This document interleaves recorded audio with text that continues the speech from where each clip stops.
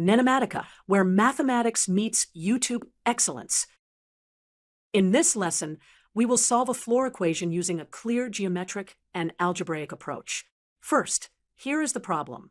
Solve the floor of open parenthesis x minus 7 over x minus 4 close parenthesis equals x plus 1. Step 1. We temporarily remove the floor brackets and find the intersection points with the line. So we solve the rational function equal to x plus 1. This gives the intersection x equals 1 and x equals 3. Now, let us build an intuitive picture. We draw axes and plot the rational curve y equals x minus 7 over x minus 4, along with the line y equals x plus 1. Notice the vertical asymptote at x equals 4, and the two visible intersections at x equals 1 and x equals 3 with y values 2 and 4, respectively. Step 2. We must check that the floor actually equals x plus 1 at those x values, and that x plus 1 is an integer. For x equals 1, we have floor of negative 6 over negative 3, which is 2, and x plus 1 equals 2. For x equals 3, we have floor of negative 4 over negative 1, which is 4, and x plus 1 equals 4. Both are valid integer matches, so x equals 1 and x equals 3 are solutions. Step 3. We check for any additional solutions suggested by local slope comparison. We compare the slope of the curve with the slope of the line at the intersections. The derivative of the rational function is 3 over the quantity x minus 4 squared. At x equals 3, the slope is 3, which is greater than the line slope of 1. This suggests checking the next higher integer level from 4, that is, y equals 5. Intersecting y equals 5 with x plus 1 gives x equals 4, but the original function is undefined at x equals 4. So no new solution on the right side. At x equals 1, the slope is 1/3, smaller than 1, suggesting we check the next lower integer level from 2, that is y equals 1.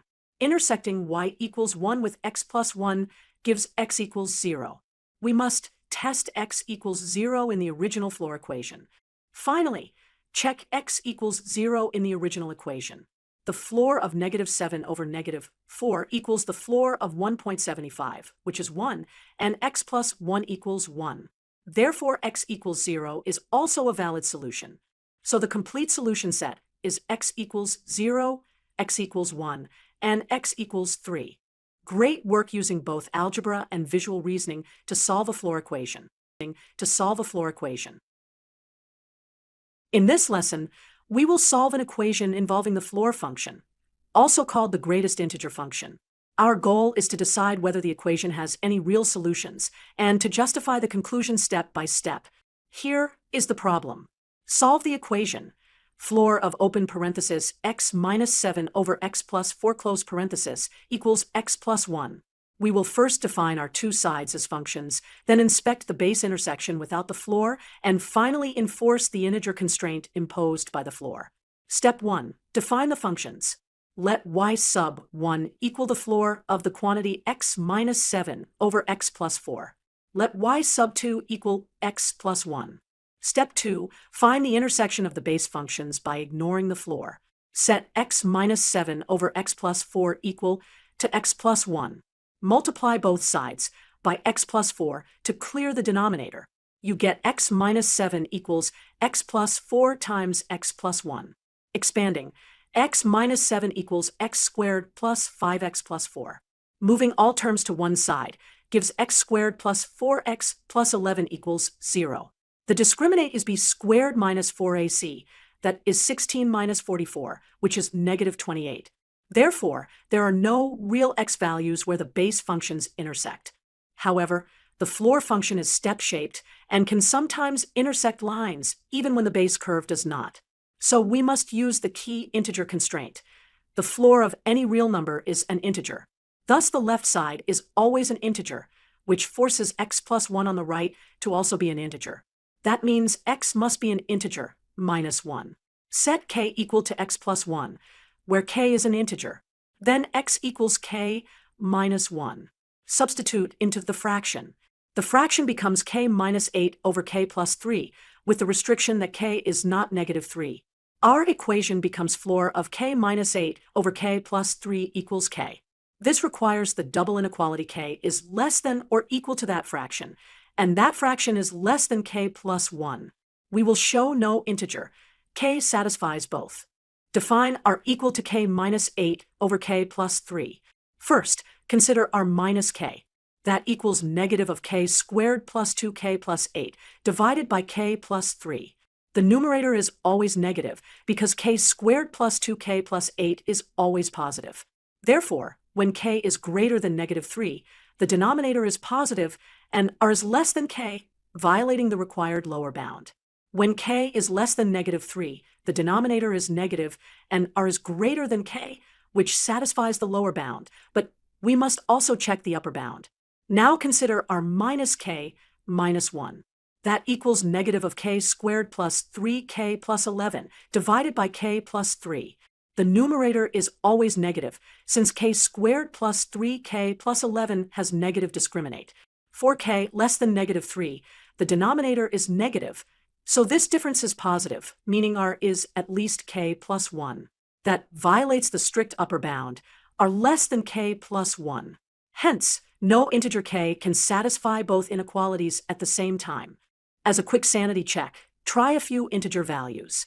If k equals negative 4, then x equals negative 5, and the fraction equals 12.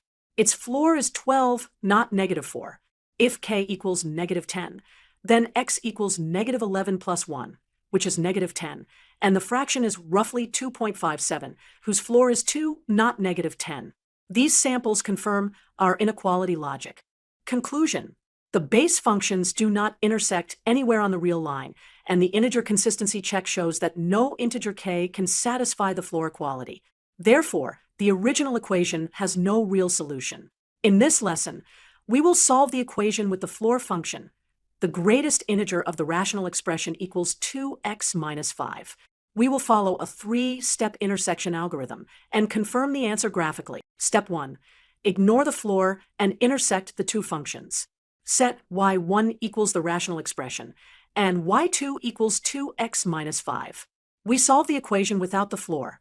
Fraction x minus 3 over x minus 1 equals 2x minus 5. Multiply both sides by x minus 1, expand, and collect like terms. Factor the quadratic to reach a double root at x equals 2. This means the line is tangent to the homographic curve at that point. Step 2. Integer check at the intersection. For a floor equation to hold, the common y value must be an integer. Evaluate both sides at x equals 2. The floor of negative 1 is negative 1, and the line value is negative 1 as well. Therefore, x equals 2 satisfies the original floor equation. Step 3. Check for possible neighboring roots.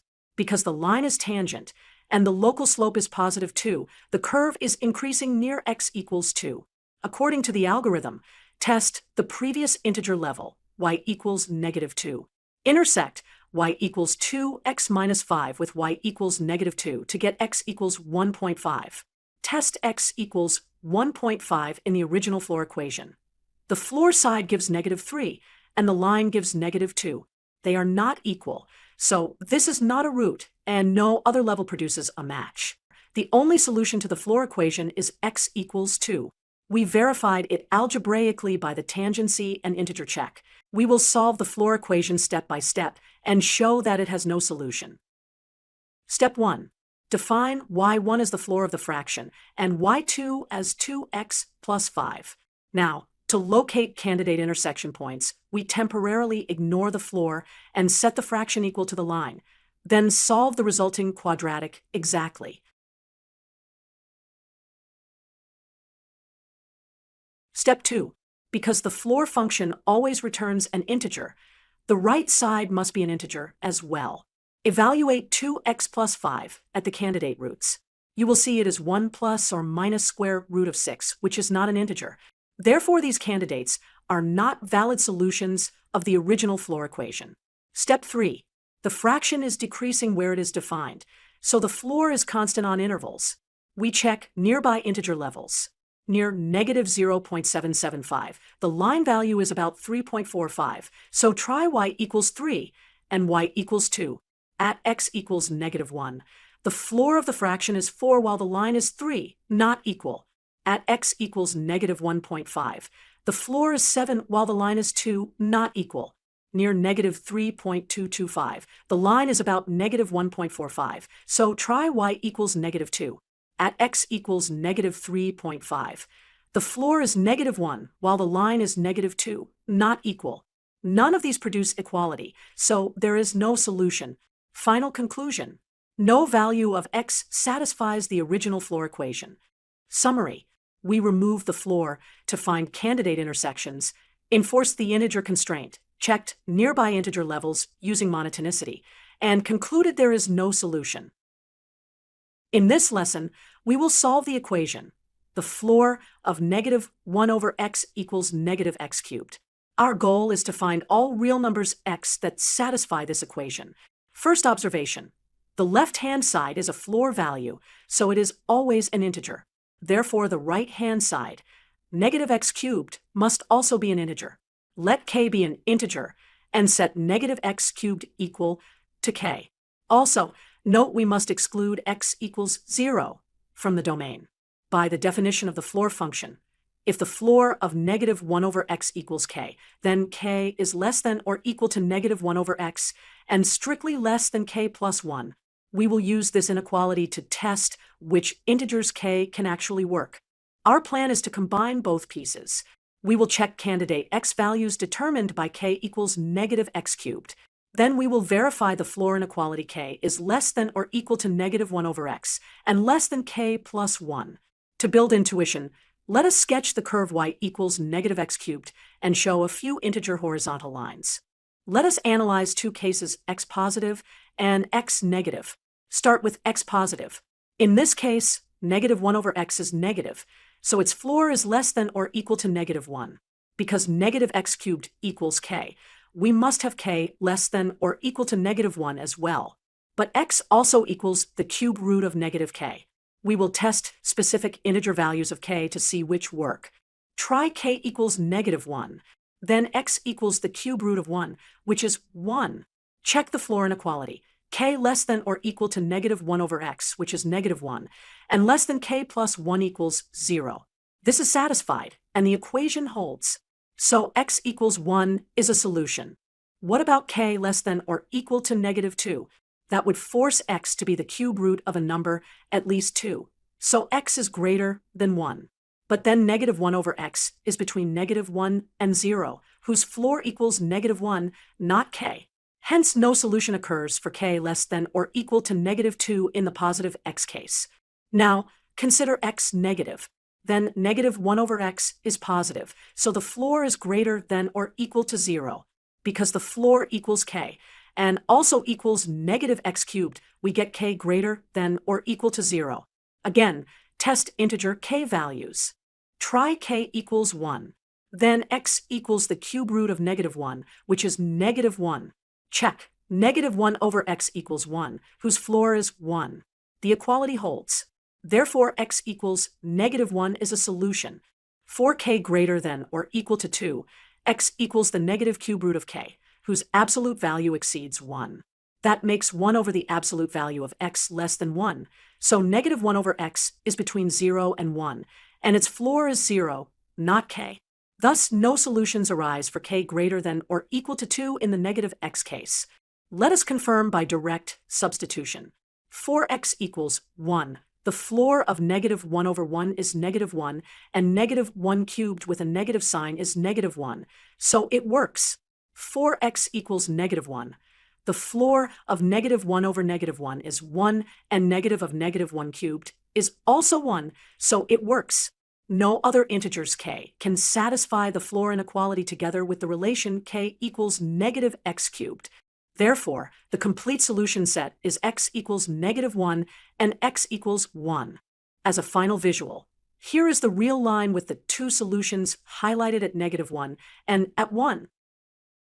In this lesson, we will solve the equation floor of x cubed equals 1 over x following a clear three-step algorithm, and then confirm our result graphically. First, let's state the example and the problem explicitly. Step 1. Find initial intersection points. We define y1 equals floor of x cubed and y2 equals 1 over x. To locate potential anchors, Ignore the floor for a moment and solve x cubed equals 1 over x. That gives x to the fourth equals 1. So x equals plus or minus 1. Step 2. Verify integer solutions. We must have y1 equals y2, and the common value is an integer. 4x equals 1. Floor of 1 cubed is 1, and 1 over 1 is 1. They match and are integers. So x equals 1 is a solution. 4x equals negative 1. Floor of negative 1 cubed is negative 1, and 1 over negative 1 is negative 1. They match and are integers. So x equals negative 1 is also a solution. Step 3. Analyze nearby behavior with slopes to exclude extra roots. Use derivatives. For f of x equals x cubed, f prime x is 3x squared. For g of x equals 1 over x, g prime x is negative 1 over x squared. At x equals 1, we get slopes 3 and negative 1. So the curves cross with distinct slopes. Check the next integer level above 1. That is y equals 2 for g of x. Solving 1 over x equals 2 gives x equals 1/2. But floor of 1/8 is 0, not 2. No solution there. At x equals negative 1, slopes are 3 and negative 1 again. The next integer level above negative 1 is 0 for g of x, but 1 over x equals 0 has no solution, so no extra root near negative 1.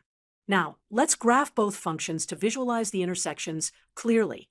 We will draw y2 equals 1 over x, and y1 equals floor of x cubed, then mark the intersections at x equals negative 1 and x equals 1. Final answer. The solution set consists of x equals negative 1 and x equals 1. Summary. Thank you for watching. Don't forget to like, subscribe, and hit the bell icon for more math lessons. NENOMATICA, where mathematics meets YouTube excellence.